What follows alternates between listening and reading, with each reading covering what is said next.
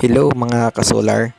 Gusto nyo ba ng solar setup na tulad nito na kayang pagsabay-sabaying gamitin yung freezer na 10 cubic foot at refrigerator, coconut grater, washing machine, dryer, Starlink, water pump, PisoNet, modem at iba pa.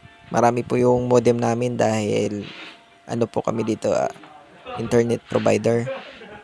Then, sa mga gusto po ng ganitong setup, bali kontakin nyo lang po ako. Plug and play na lang po. Kayo na lang po yung maglalagay ng solar panel at battery. Bali po yung battery na ma-recommended ko kapag short pa sa budget, okay na yung 170H na 25.6 volts LiPo04. Bali, kaya niya na pong 24/7 na gumagana yung refrigerator na 10 cubic foot.